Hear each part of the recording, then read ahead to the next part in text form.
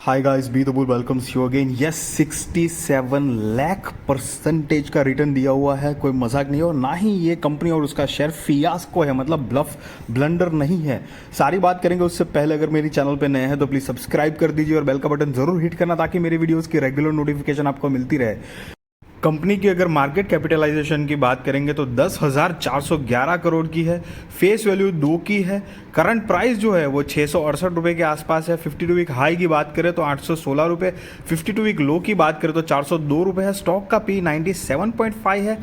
ROE -2.23 है। Book value 33 है। ROC की बात करें तो 4.83 है और डिविडेंड नहीं दिया है। काफ़ी ईयर्स हो गए हैं, 1-2-3 बार ही दिया था लेकिन उसके बाद कंपनी ने डिविडेंड देना बंद कर दिया है।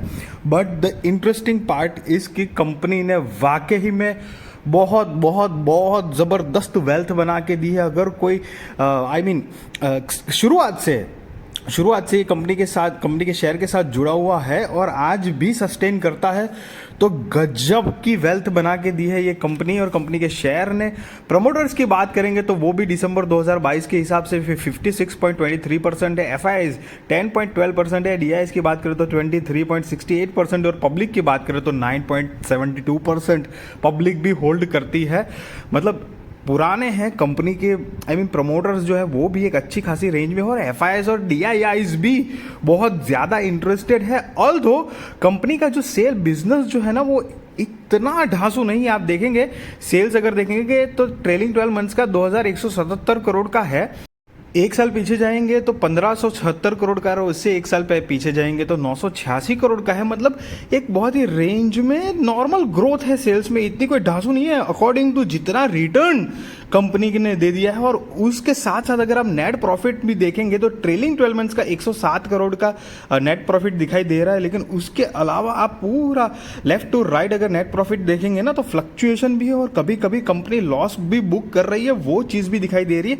हालांकि बीच में जो 2 दिखाई दिए हमको 99 एंड 2, वो तो कोविड का टाइम था तो एक बारी समझ सकते हैं, बट उसके अलावा भी ठीक ही ठाक है। बट एक अच्छी बात यह है कि लॉन्ग टर्म और शॉर्ट टर्म बोरोइंग भी बिल्कुल जीरो है। डेट फ्री कंपनी है ना। 2022 मतलब अभी करंट ईयर में भी कुछ नहीं है और 5 साल पहले भी लॉन्ग टर्म और शॉर्ट टर्म बोरोइंग भी कंपनी के ऊपर जीरो थी। अगर कंपनी के हम रिजर्व्स एंड सरप्लस की बात करेंगे तो वो 5 साल पहले 450 करोड़ के आसपास थी, जो अभी 457 करोड़ के आसपास है। तो वो भी मतलब जस्ट इन टच ग्रोथ के हिसाब से है। और टोटल असेट की भी बात करेंगे तो वो भी 480 करोड़ थी, जो अभी 2022 के हिसाब से 486 करोड़ की है।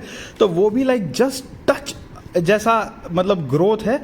बट कंपनी ने अब 2 बार बोनस और 1 बार स्प्लिट की, 3 बारी मतलब मिला जुला के कॉर्पोरेट एक्शन करके जो ज़बरदस्त अपने इन्वेस्टर्स को फ़ायदा दिलाया है। आप देख सकते हैं कि बोनस 2 बार दिया है, 2012 में और 2008 में, और स्प्लिट हुआ है 2013 में। अब जब 2008 में जब बोनस दिया था तो 79 शेयर्स पर एक शेयर, मतलब एक मोटा मोटी हम रफ कैलकुलेशन करने वाले इसलिए 80 शेयर प्रति एक शेयर, मतलब एक शेयर के बदले कंपनी ने 80 शेयर दिए। उसके बाद 2012 में कंपनी ने एक के ऊपर एक शेयर दिए और 2013 में कंपनी ने अपनी फेस वैल्यू 10 की जो थी वो 2 कर दी। मतलब मतलब अगर एक शेयर है तो उसके बदले 5 शेयर हो गए आपके, काइंड ऑफ अ थिंग। तो ये जो कैलकुलेशन है ना, वो कैलकुलेशन मैं आपको करके दिखाने वाला हूं क्योंकि उससे आपको पता चलेगा कि कितना ज़बरदस्त वेल्थ क्रिएट हुआ है। आप देख सकते हैं 670 की कंपनी के शेयर की करंट प्राइस है।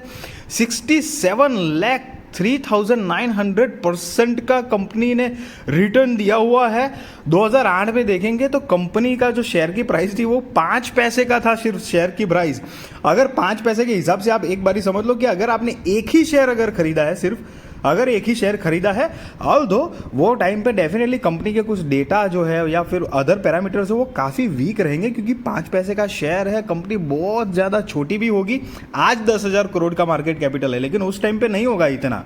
वो बात भी उतनी सच है कि उस टाइम पे अगर किसी ने बाय करना चाहा होगा तो वो स्टॉक जो है वो अपनी अपर सर्किट लोअर सर्किट माल खरीद नहीं पाए होंगे, वो तरह की सारी सिचुएशन बनी होगी। लेकिन इन केस अगर किसी के पास वो शेयर बाइंग में आ गया है, आया होगा और वो सस्टेन करा होगा, क्योंकि जब कंपनी का शेयर जब स्टार्ट हुआ था ना, मतलब ये कंपनी बॉम्बे स्टॉक एक्सचेंज के हिसाब से तो 1 पैसे का सिर्फ मात्र भाव था। तो 1, 2, 3, 4, 5 पैसे तक तो आया था। तो अगर 5 पैसे के हिसाब से अगर किसी ने एक शेयर भी इन्वेस्ट किया होता तो वो जो बोनस और स्प्लिट का टोटल कैलकुलेशन अगर हम गिनेंगे तो एक शेयर मतलब 80 शेयर दिए, एक शेयर के बदले तो 80 शेयर हो गए। उसके बाद 1:1 का बोनस दिया तो 80 के 160 शेयर हो गए।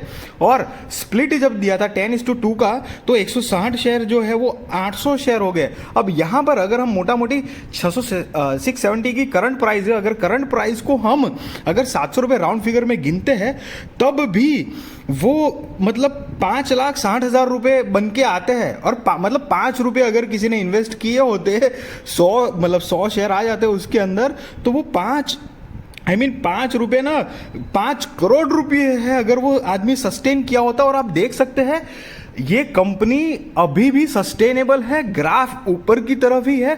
और कंपनी ऐसी तैसी भी कंपनी नहीं है। मैं आपको बताना चाहूँगा ये कंपनी के बारे में कि ये जो मैकडोनल्ड की वेस्ट एंड साउथ इंडिया में एस्टैब्लिशिंग और ऑपरेटिंग का जो काम करती है ये यही कंपनी करती है। ये कंपनी हार्ड कैसल रेस्टोरेंट की जो चेन है उसको ओन करती है। यस, मैकडोनल्ड जो है ना, मैकडोनल्ड को वेस्ट एंड साउथ इंडिया में ऑपरेट करने वाली एस्टैब्लिश करने वाली ये कंपनी है।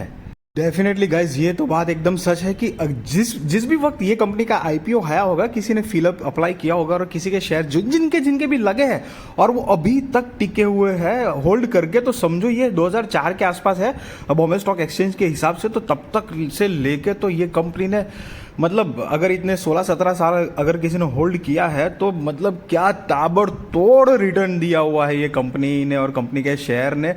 अनबिलीवेबल रिटर्न से। हालांकि दोस्तों मैं कोई आपको बाय और सेल रिकमेंडेशन नहीं दे रहा हूँ, डेफिनेटली वो आप अपने रिस्क रिसर्च और फाइनेंशियल एडवाइजर को पूछ कर करना। बट ये जो सारी की सारी हमने डिटेल्स देखी है, yes, Westlife Foodworld की देखी है।